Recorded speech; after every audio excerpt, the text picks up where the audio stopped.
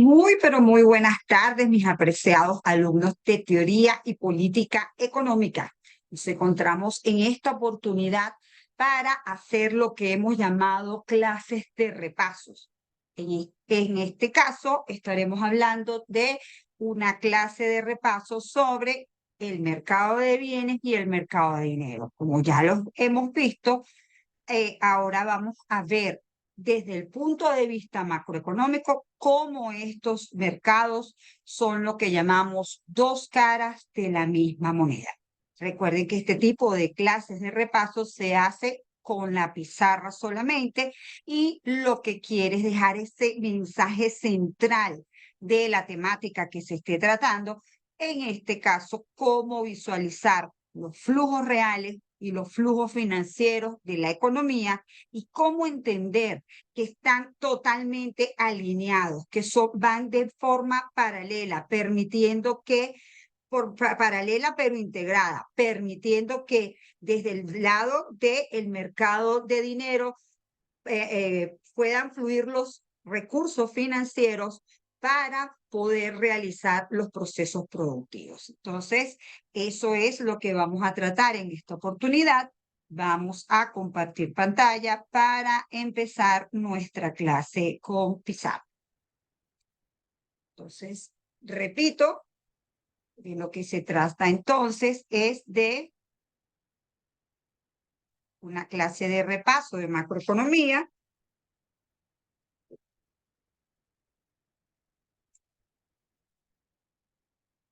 en la cual de lo que vamos a hablar es de el mercado de bienes y el mercado de dinero, entendiendo que ambos consiguen el equilibrio simultáneamente. Dos caras de la misma moneda. Entonces, lo primero que tenemos que hacer para no perder el enfoque central de la materia es por qué estamos hablando de la interconexión que hay en el mercado de bienes, en el mercado de servicios y en sí, cuál es el objetivo de nuestra análisis o estudios de las variables agregadas, ¿ok? Entonces, tenemos que puntualizar que el crecimiento económico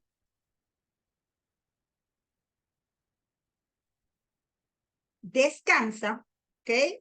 El crecimiento económico y el bienestar descansan sobre la base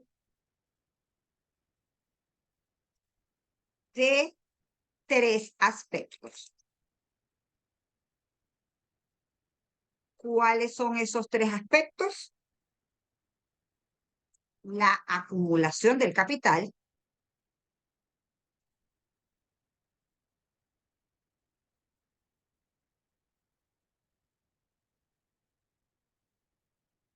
que en macroeconomía lo visualizamos con la variable K. B, la productividad, en donde está intrínsecamente establecido el rendimiento del factor trabajo. La productividad tiene que ver con el producto dividido entre el número de trabajadores. ¿Okay? Ahorita damos un concepto más general. Y C, muy importante, los avances tecnológicos. Desde que empezamos a ver micro, hemos dicho que todo el aspecto de la economía se centra en producir bienes y servicios para satisfacer necesidades. ¿Okay? De manera tal que lo primero que hemos establecido cuando empezamos a ver en la materia es que existe la función de producción, ¿verdad?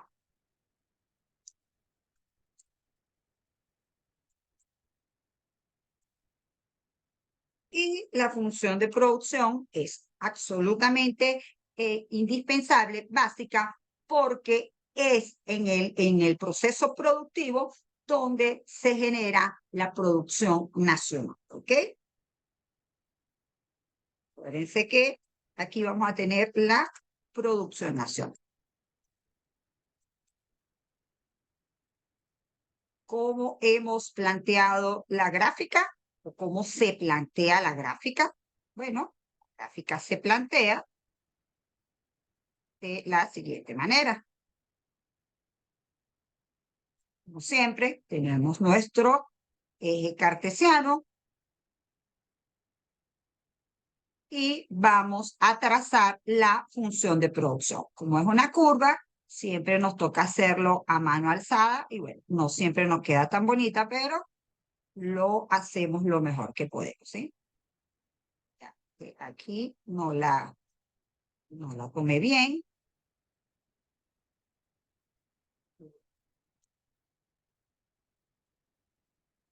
Ya.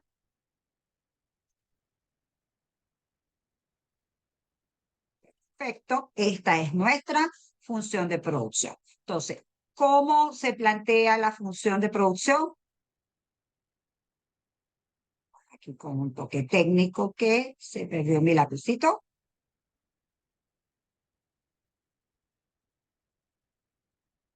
Esta no me quedó tan bonita. Con paciencia, porque bueno, es una pizarra y realmente lo que queremos dejar es la enseñanza de cómo funciona esta economía en su conjunto, ¿ok? Entonces, repito, aquí tenemos nuestra función de producción y hemos dicho entonces que la producción nacional, que la vamos a identificar con la letra I, va a estar en función de ¿qué? Va a estar en función del stock de capital y de la mano de obra, es decir, la combinación de trabajo y de capital, ¿ok? Y esto acompañado de la tecnología.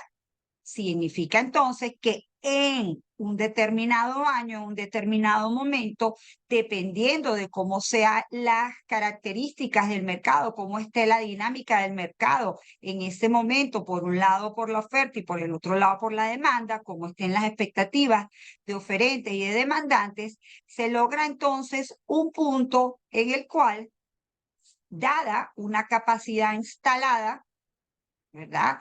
De stock de capital, se alcanza entonces o se combina entonces con una determinada cantidad de mano de obra.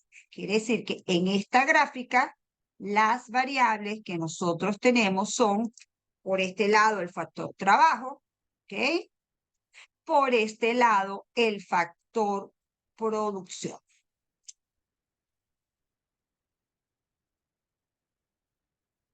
Y como siempre saben que este punto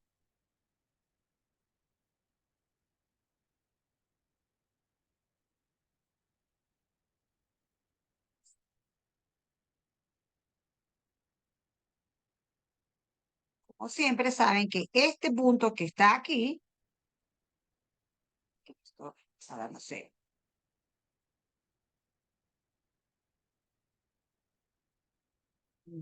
téngame paciencia porque, ok, ¿sí? Este punto que está aquí, lo que se ha hecho es la combinación de cantidad de trabajo que se requiere para producir determinado nivel de PIB real. Es decir, con una determinada cantidad de trabajo, de mano de obra, se ha obtenido un nivel de producción X. 500.000, 600.000 millones de bolívares a precios constantes, es decir, se ha obtenido la producción. Siempre compensando de que el proceso productivo es un proceso en el cual se combina capital, se combina tecnología y se combina trabajo. Recuérdense que cuando hablamos de el capital, dijimos el stock de capital corresponde a las maquinarias, los equipos, los edificios, las carreteras, las escuelas, ¿ok? e incluye los inventarios, que son esa mercancía que se produce, pero que no se vende en el momento y se almacena. Si hablamos de esta función de producción, ahí nos referimos a las tecnologías, y la tecnología no son más que los medios técnicos con los cuales se cuenta para producir los bienes y servicios. Y finalmente, esta importantísima variable, que es el capital humano, estamos hablando de las mejoras en el trabajo motivadas por estudios y los conocimientos que poseen los trabajadores. Todo eso genera este proceso productivo, y todo este proceso productivo entonces es lo que nos va a permitir generar. Este es el inicio del flujo circular de la renta o del ingreso. Ahora, ¿en dónde se genera este Producto Interno Bruto? Bueno, se genera, así como lo vemos reflejado en la función de producción, se genera la cantidad de trabajo, se define en el mercado de trabajo. ¿Ok? Entonces, como se define en el mercado de trabajo, entonces vamos a tener también nuestro mercado de trabajo.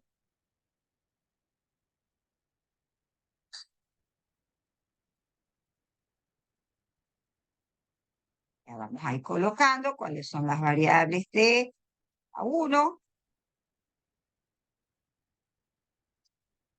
Y entonces, ¿qué ha ocurrido en este mercado de trabajo? Bueno, en este mercado de trabajo, por un lado, tenemos la demanda de trabajo que corresponde a las empresas.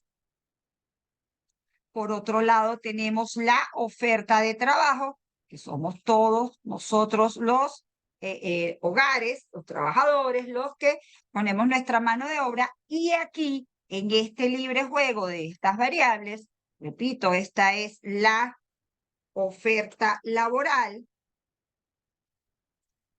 esta es la demanda laboral, y en ese libre juego de estas fuerzas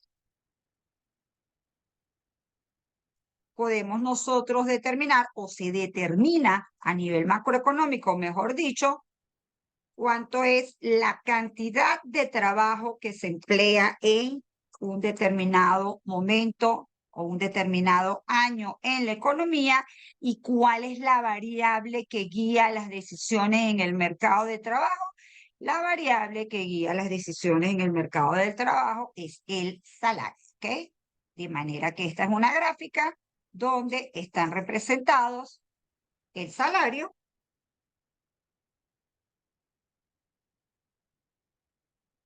y la cantidad de trabajo.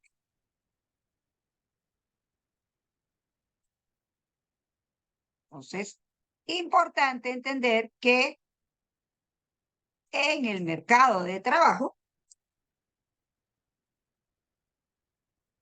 se genera la cantidad de trabajo que se va a emplear, y eso lo combina el empresario con el capital o la capacidad instalada y la tecnología, y se obtiene esta importantísima variable que está aquí, que es el PIB. ¿Ok?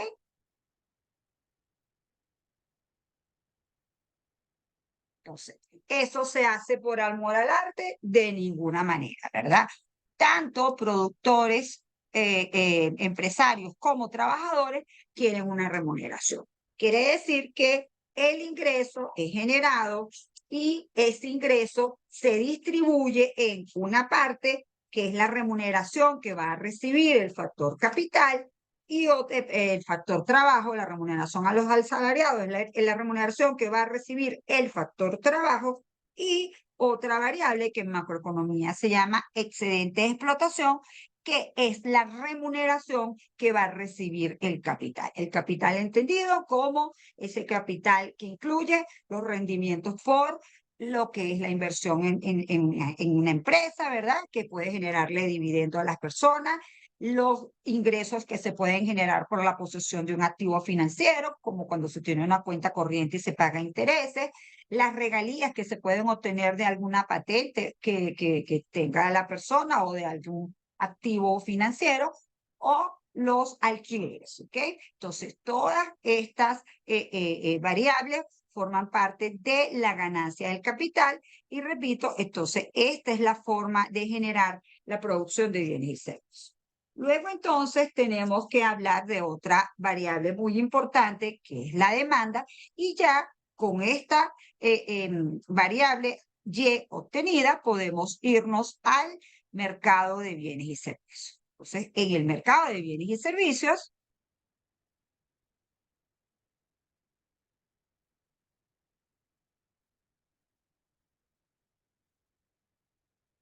en lo que los economistas hemos planteado como modelo de oferta agregada y demanda agregada, vamos a tener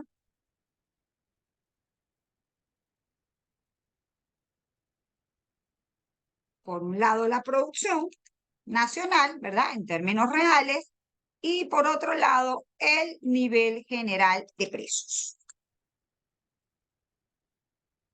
Como lo teníamos, lo decíamos en el mercado macroeconómico, tenemos la oferta agregada, tenemos la demanda agregada. Entonces, la oferta agregada, vamos a tener dos tipos de oferta. Esta es una oferta agregada de corto plazo. Vamos a tener una demanda agregada y vamos a tener una oferta agregada de, perdón, una oferta agregada de largo plazo.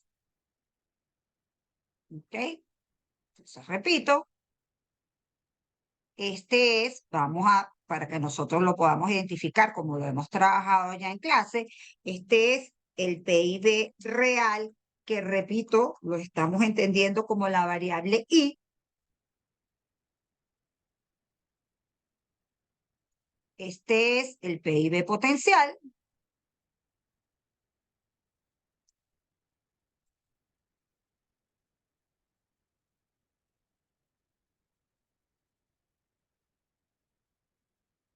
Esta es la producción de bienes y servicios en el territorio nacional en un periodo de tiempo determinado.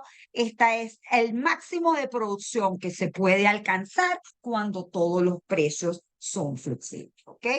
Y tenemos, entonces, la otra variable importantísima que nos permite entender esta dinámica del mercado, que es la demanda agregada.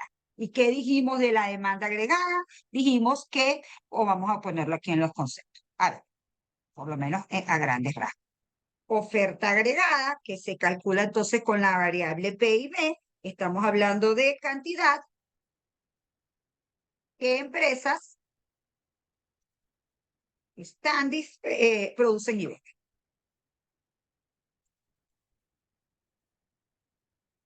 ¿Ok? Y del lado de la demanda agregada, estamos hablando de la cantidad total de la producción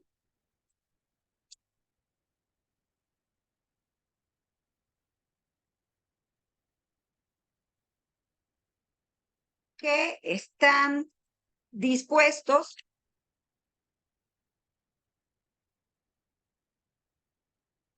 a gastar los hogares, las empresas, el gobierno y los extraños. ¿Ok? De manera tal que la demanda agregada va a ser igual a el consumo más el gasto del gobierno, más la inversión de las empresas, más las ventas y compras de la economía nacional con el resto del mundo, es decir, las exportaciones menos las importaciones, que también las podemos conocer con el término de producción. Entonces, este movimiento que permite generar este equilibrio es lo que nosotros llamamos que hay un punto en la economía donde la oferta agregada es igual a la demanda agregada. ¿Ok? En ese punto donde la oferta agregada de corto plazo y la demanda agregada de largo plazo son iguales, obtenemos el PIB real en un determinado año, ¿ok? Y obtenemos el nivel general de precios que, como saben, lo podemos calcular por el implícito del PIB o por el índice de precios al consumidor. ¿Ok? Son indicadores de cuál puede ser la evolución del nivel general de precios. La producción real y el nivel general de precios, repito, en un momento determinado, en el año 2022, en el año 2023. ¿Ok? ¿Qué es lo importante a puntualizar aquí? Que de esta oferta agregada y de esta demanda agregada se obtiene todas estas variables importantísimas. Se obtiene cuánto es la producción, se obtiene cuánto fue lo que cada actor económico decidió que iba a tomar de esa producción para satisfacer sus propias necesidades o para en cumplir sus funciones dentro de la economía. Y entonces, repito, este mercado consolidado nos permite obtener como variables primerísimas e importantísimas el PIB. Junto con el PIB, entonces se sabe cuánto fue la tasa de empleo, porque tenemos cuántos son las personas que están contratadas y obviamente por diferencia cuánto fue la tasa de desempleo y además el nivel general de precios. No me olviden los tres objetivos macroeconómicos que son aumento del PIB, control de la inflación y baja tasa de desempleo como esos elementos que permiten apuntar hacia esto, hacia este crecimiento económico y hacia este bienestar de una sociedad. ¿Okay? Entonces, en líneas generales, eso es lo que tenemos como el mercado de bienes y servicios. Ahora, hay un aspecto importante. ¿Qué mantiene, qué permite que se logre el equilibrio en este mercado? En este mercado, el equilibrio se logra porque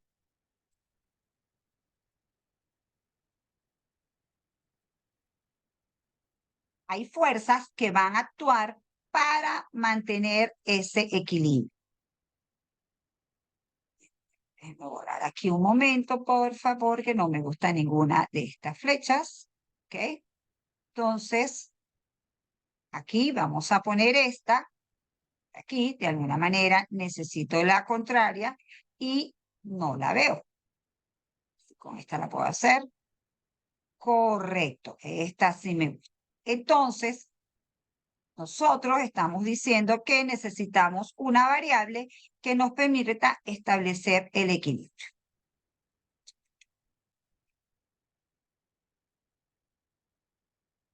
Esa variable que nos permite establecer el equilibrio,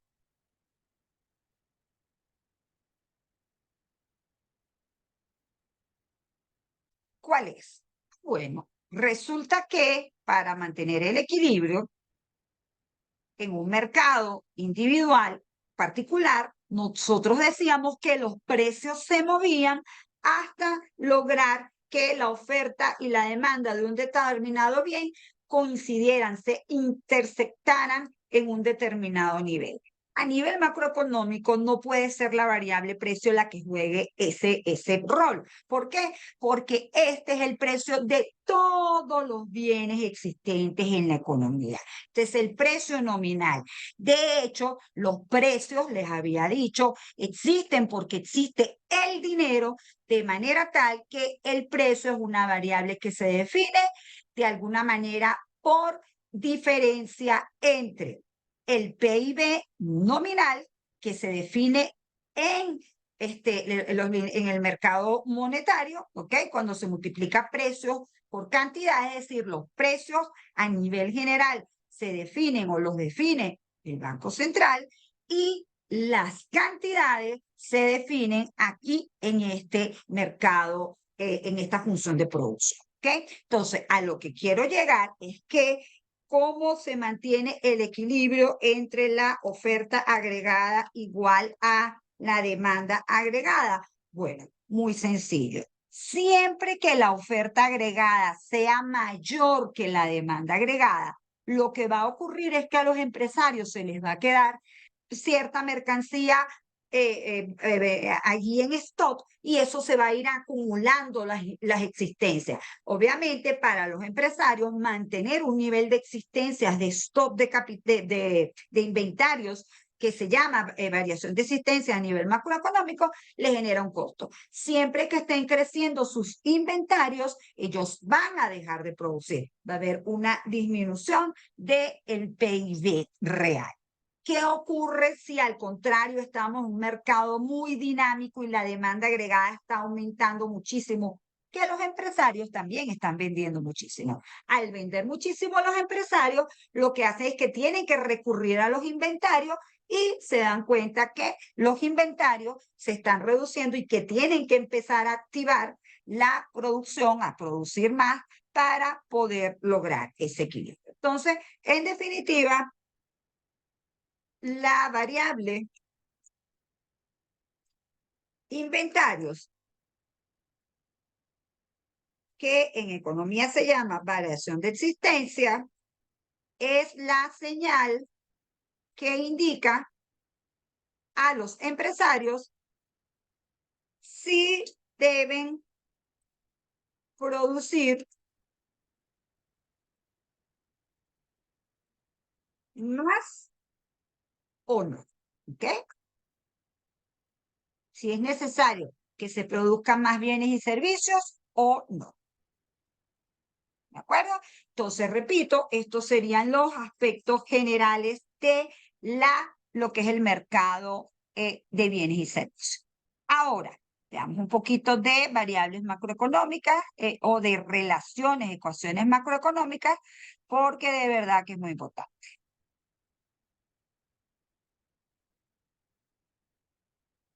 Fíjense, nosotros tenemos entonces que en una economía, por un lado está la oferta agregada, que es el ingreso, y por el otro lado está la demanda agregada como fuerzas que actúan en el mercado, donde tenemos el consumo más el gasto, más la inversión, más las exportaciones netas, como una forma de decir que son las exportaciones menos las importaciones. ¿Ok? Nosotros también tenemos una variable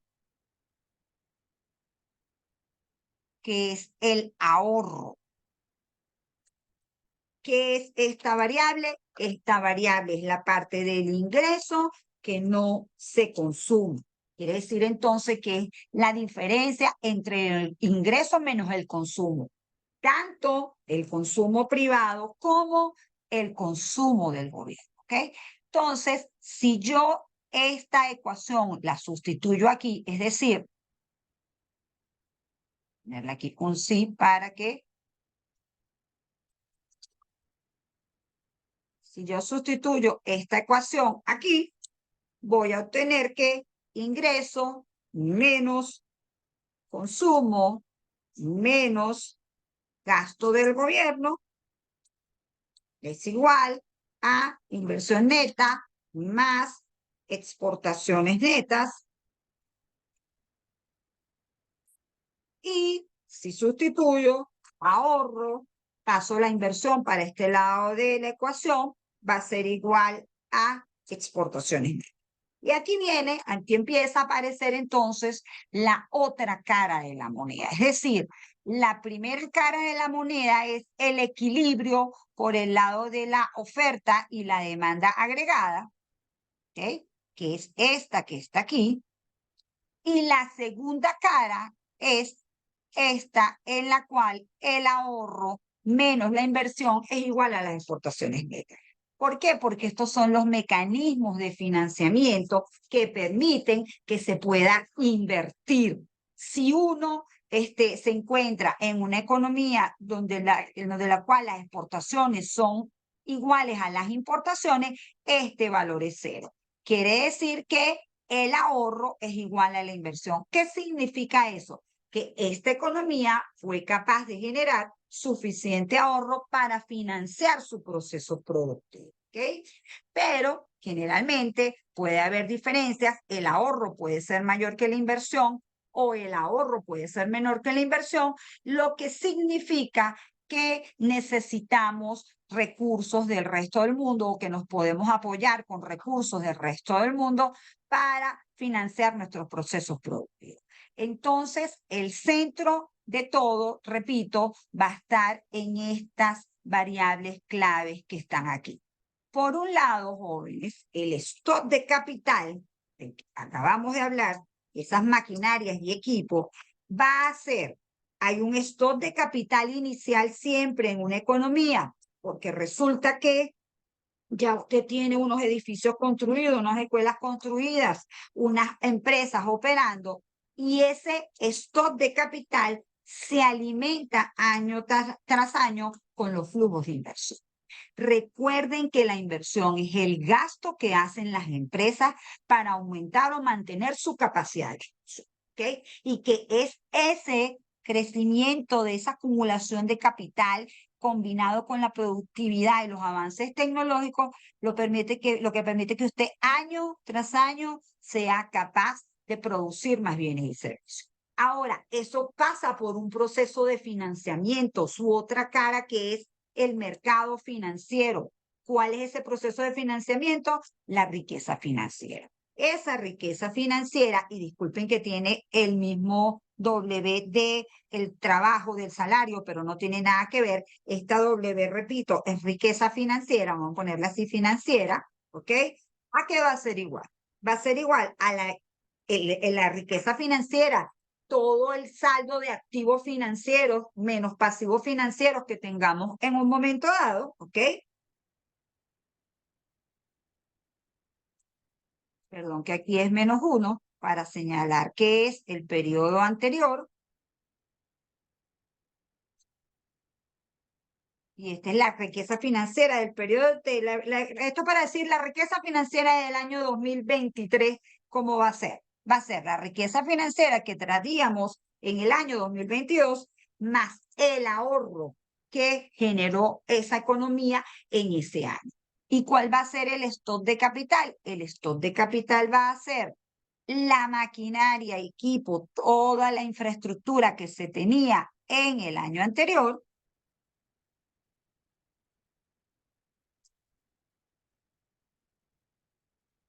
más la inversión nueva que se haga en el año, el gasto que se haga en el año. ¿Ok? Entonces, repito, primera cara de la moneda,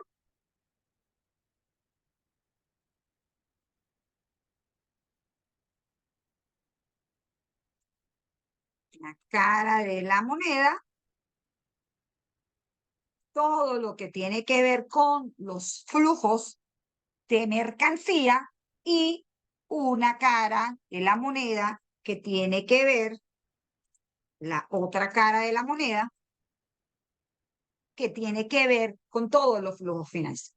Entonces, aunque no es cuantificable, eso significa que así como tenemos una gráfica representada en el modelo de oferta y demanda agregada, también tenemos una gráfica donde representamos el ahorro, ¿verdad? Y la inversión. ¿Ok? En esa gráfica donde tenemos el ahorro y la inversión, se va a establecer el segundo gran precio a nivel macroeconómico, y que es la tasa de interés. Entonces, veamos de lo que se trata. Se trata entonces de que en esta gráfica van a estar los ahorradores y los inversionistas, los ahorradores o los que tienen los ahorros ofreciendo ese ahorro porque quieren obtener una rentabilidad, y los inversionistas solicitando ese ahorro porque lo quieren utilizar para producir, para aumentar la capacidad de producción, ¿ok? Para poner cualquier negocio que usted quiera poner a funcionar, necesita un capital inicial, necesita un dinero para poder arrancar. Entonces, eso es lo que estamos estableciendo en esta relación que está aquí, que si bien todo proceso productivo, por un lado, tiene los oferentes de bienes y servicios y los demandantes de esos bienes y servicios, la contracara de esto es que, por un lado, vamos a tener a los que quieren ahorros, perdón, a los que tienen ahorros, ¿sí? Y a los que quieren recursos para invertir. Esas dos variables también van a coincidir en un punto y nos van a dar un importante precio. ¿Cuál es ese importante precio? La tasa de interés, ¿sí?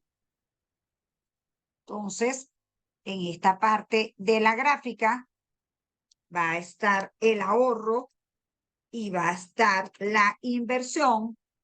En este lado de la gráfica va a estar la tasa de interés, ¿okay? Que la vamos a poner con una I minúscula y vamos a partir que no hay inflación y la vamos a poner que es igual a R. I es tasa de interés nominal, R es tasa de interés real y ahorita vamos a establecer una relación importante. Entonces, repito, esta es la curva del ahorro y esta es la curva de la inversión. Entonces, obviamente, ¿cómo es la explicación de las curvas? En la inversión, mientras más alta sea la tasa de interés, menos proyectos van a ser rentables a esa tasa de interés y no se van a realizar. En cambio, mientras más baja sea la tasa de interés, más rentables son muchos de los proyectos. Cuando hacen sus cálculos financieros, les da que el proyecto es viable porque el costo del dinero que están pidiendo prestado es bajo y pueden hacer sus inversiones. En el caso del ahorro, obviamente es lo contrario. Mientras más alta sea la tasa de interés, más dispuestos están los que tienen los fondos en adquirir esos bienes y servicios. ¿Ok? Entonces, perdón, que tienen esos fondos en prestar esos fondos a los inversionistas. Esta es la forma como se ve el mercado de fondos o el flujo de fondos, ¿ok? Y aquí les puse otra cara de la moneda y no les puse otra cara de la moneda, el flujo de los fondos. ¿Ok? Entonces, aquí, esta es una forma de verlo. La tasa de interés real es la que permite que se tomen las decisiones de inversión y de ahorro. Y entonces puntualicemos entonces este importantísimo precio, que es la tasa de interés. Y ya nosotros habíamos dicho que la tasa de interés, parece que es con I chiquita, ¿ok?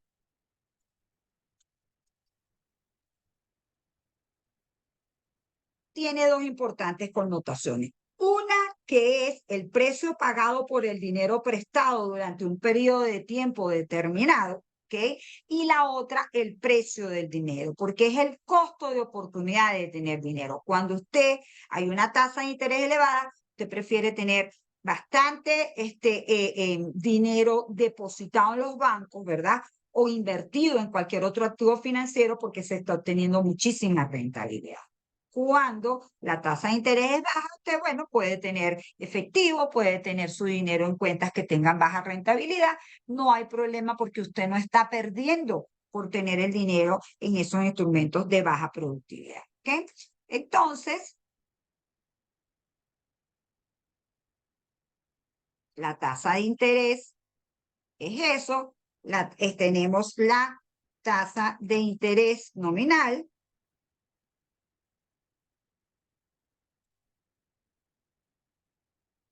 Vamos a poner aquí la tasa de interés real. La tasa de interés real la identificamos con una R minúscula. La tasa de interés nominal la identificamos con esa I chiquita. Y hay otra tasa muy importante que es la tasa de inflación. ¿Ok? Que es un signo de pi.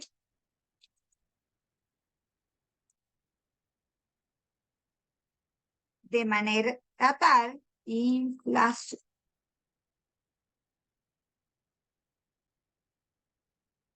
¿Sí? De manera tal, mis queridos alumnos, que la tasa de interés nominal va a estar compuesta por la tasa de interés real más la inflación, ¿ok?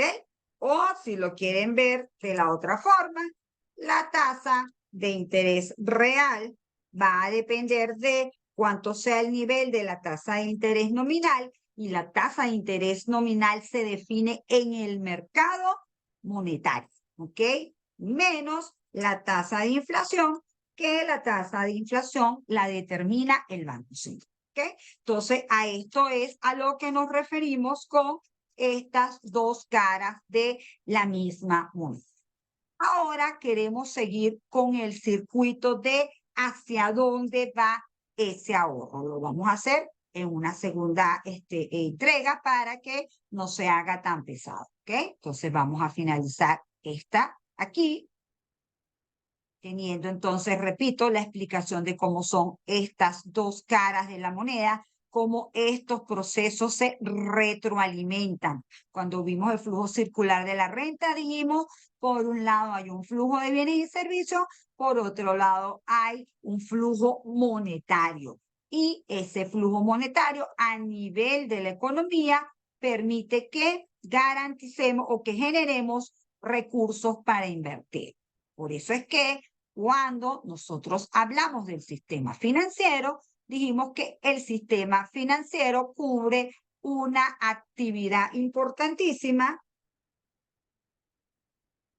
una actividad importantísima que es la intermediación financiera. Y dijimos que eso de la intermediación financiera, los bancos canalizan el ahorro de los inversionistas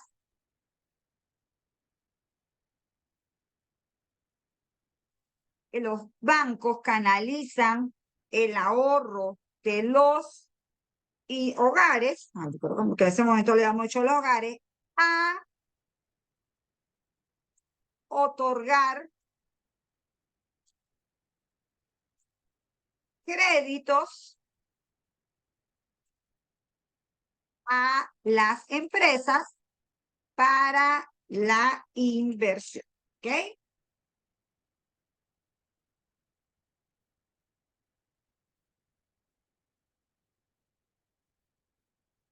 Para la inversión. Entonces, fundamental el rol que tiene dentro de el crecimiento económico, la acumulación de capital.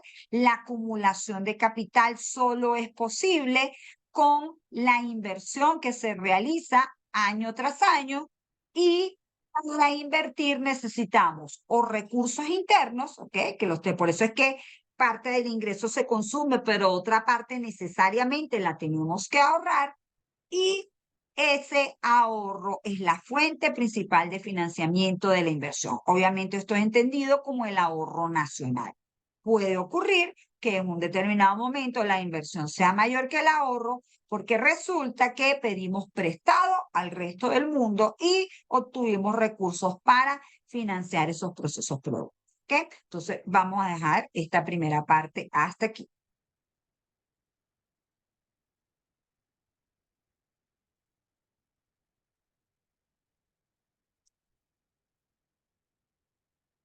Seguimos en la próxima entrega.